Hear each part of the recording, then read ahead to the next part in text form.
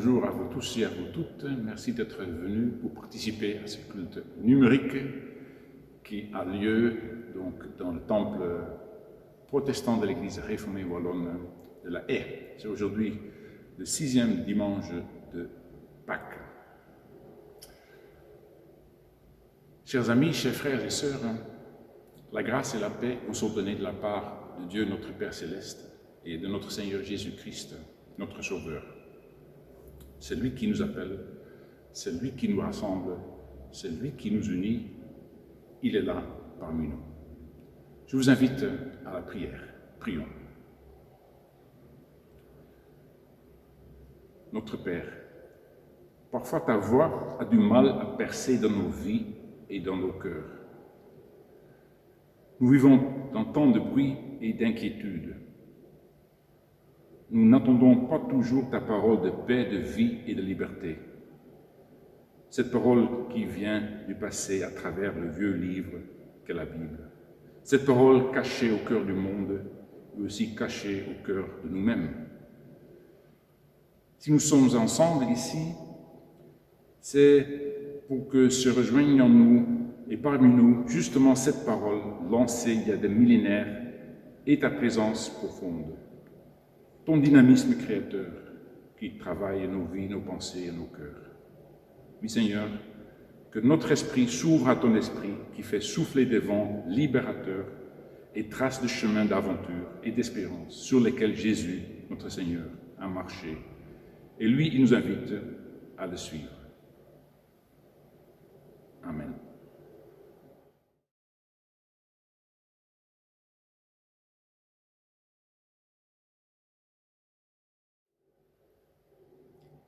Évangile d'aujourd'hui, deux lectures, Évangile de Jean, Jean 14, 1 à 6 pour la première lecture.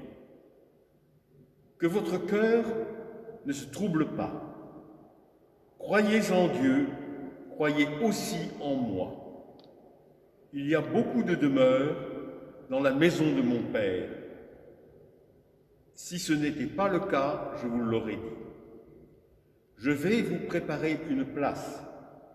Et puisque je vais vous préparer une place, je reviendrai et je vous prendrai avec moi, afin que, là où je suis, vous y soyez aussi.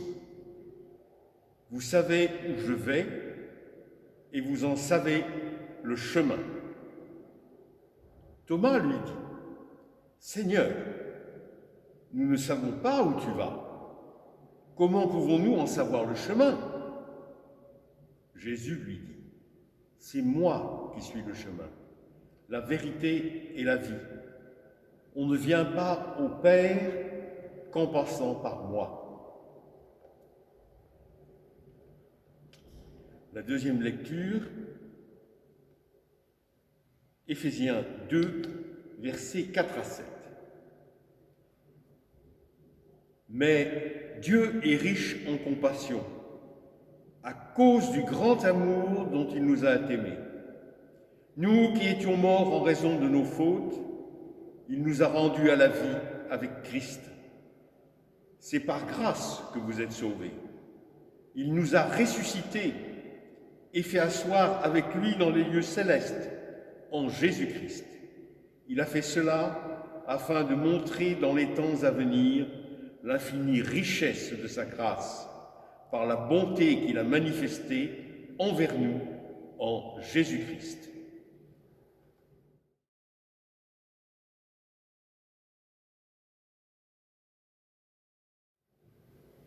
Tu es où? Tu es où avec tes pensées? Ou est-ce que tu vis dans le passé? Est-ce que tu aimerais bien retrouver le passé où la vie fut normale?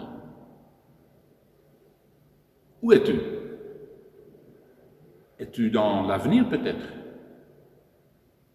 Tu as peur parce que cet avenir-là risque d'être tellement imprévisible, incontrôlable. Tu te sens peut-être victime.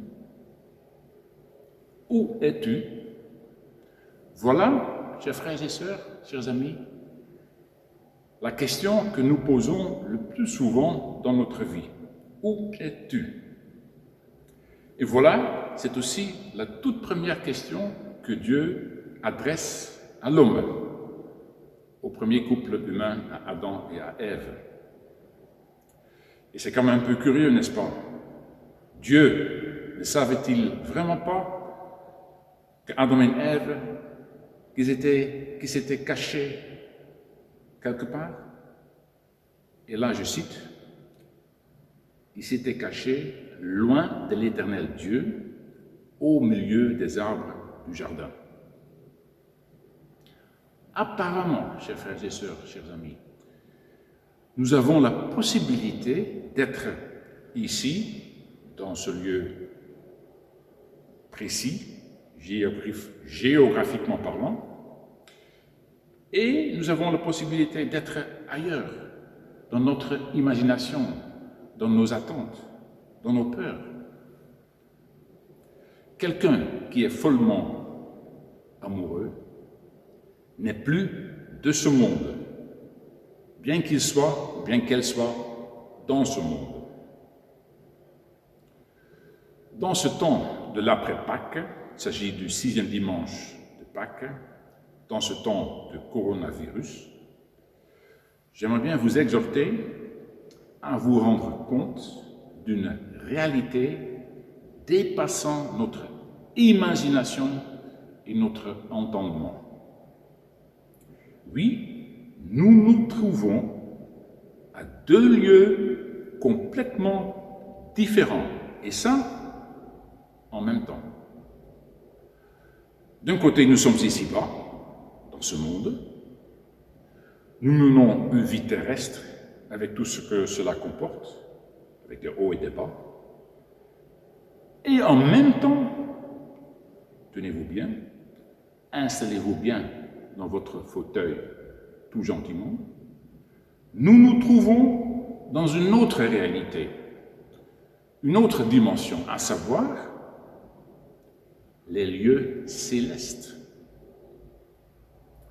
Nous ne réalisons pas que nous n'irons pas au ciel après notre mort. Non, nous y sommes déjà. Pensez à celui ou à celle qui est amoureux, amoureuse. Le cœur physique, il bat. Cet organe se trouve bel et bien ici dans le corps. Et en même temps, le cœur psychique est complètement ailleurs. Les amoureux vivent sur une autre planète. Voilà ce qui compte aussi pour nous, mais dans un sens très positif. Donc, d'un côté, nous nous trouvons déjà au ciel, au lieu céleste, tellement nous sommes amoureux de Jésus-Christ. Nous sommes en lui, et lui, il est en nous. Là où il est, nous sommes également. Nous sommes intimement liés à sa vie, à sa mort, à sa résurrection, à son ascension. Dans la théologie, on appelle cela l'union mystique avec Jésus. De l'autre côté, nous sommes bel et bien ici-bas, sur cette terre. Dieu nous y a placés pour être la lumière du monde. Que ta volonté soit faite ici sur la terre, comme c'est déjà le cas au ciel. Volonté faite par qui? Par nous.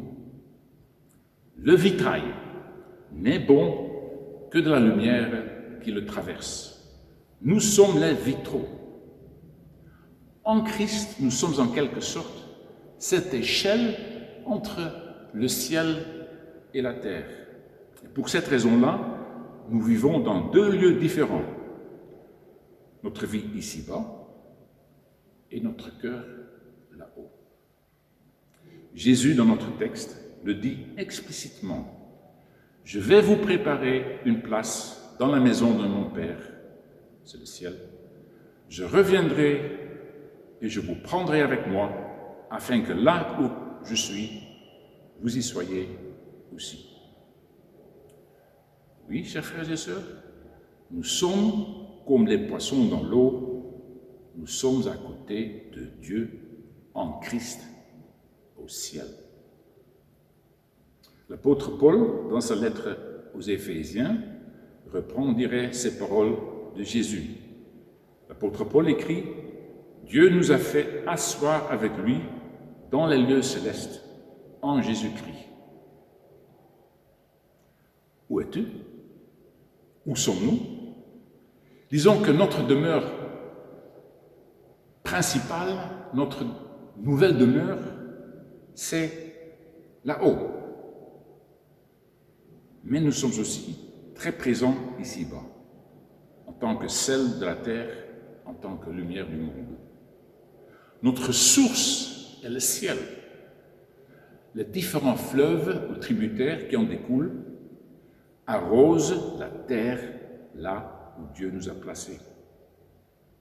Il n'y a pas d'opposition ou de dichotomie entre le ciel et la terre ainsi. Notre demeure, ici-bas, notre vie terrestre est le reflet de notre demeure, de notre vie là-haut. Là-haut, c'est le point de départ, c'est notre source. Tiens, de nouveau, Dieu nous demande cette toute première question, la question la plus importante dans notre vie. Où es-tu? Proche de l'Éternel Dieu au ciel et au milieu des gens ici-bas, en Jésus-Christ. Amen.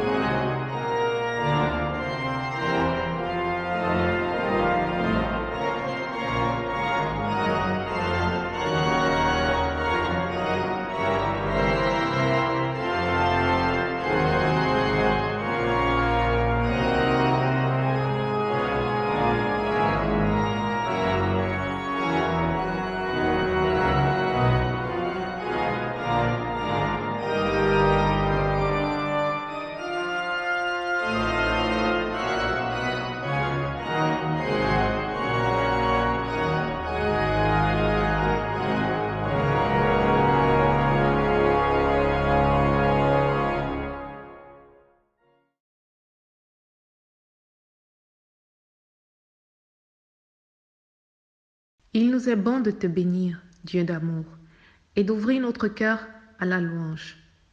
Vraiment, il nous est bon de te rendre grâce pour ta fidélité envers le Christ, notre Seigneur. C'est lui qui nous révèle ton visage et son amour nous découvre le tien. Il nous est bon de te bénir, puisque tu as fait du Christ le chemin, la vérité, la vie. Quand nous sommes lents à croire, il vient à notre secours. Il a l'audace de nous confier son œuvre, l'œuvre du royaume, ton œuvre d'amour au Père. C'est ton esprit qui lui inspire cette audace et nous revêt de la force d'en haut. C'est son esprit qui nous donne d'annoncer tes merveilles et de dire, au nom de tous les vivants, notre Père.